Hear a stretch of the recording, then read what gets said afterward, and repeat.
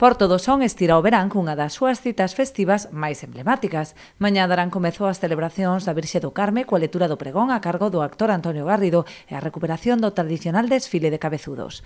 Xoves día 7, sairán do Colexio Santa Irene os divertidos cabezudos e gaiteiros, dirección á Praza de España.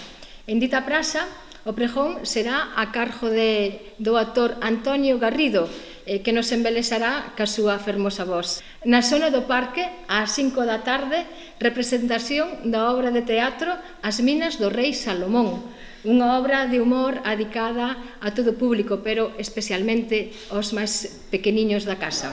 O venres ás 10:30 terá lugar a misa e procesión do Carme, tanto por terra como por mar. Este, xunto coa Romaría do Loreto, que se celebra o sábado, constitúen dous dos eventos máis destacados do programa festivo. Eu me gustaría resaltar o Día do Carmen, que é un día moi importante para a nosa patrona, a patrona dos mariñeiros, camisa, como ben anunciou Galicia, pois que a camisa na esplanada marítima, que a procesión marítima que vai a ser brillante. E tamén un día a destacar tamén o Día de Loreto, porque é un día onde se reúnen as familias e grupos de amigos para comer ali nas instalacións de Loreto.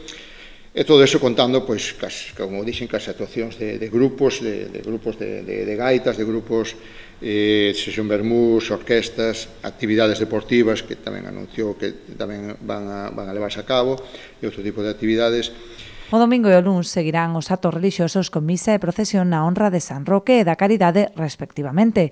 Completan o programa unha ampla oferta de actividades infantís, obradoiros, como o que impartirá a Asociación de Redeiras, unha festa das cores e actuacións musicais con orquestras como París e Noia e solistas da talla de Rocío Soto. A tirada dos fogos de artificio e a festa de auga poñerán o broche de ouro aos festexos o luns día 11.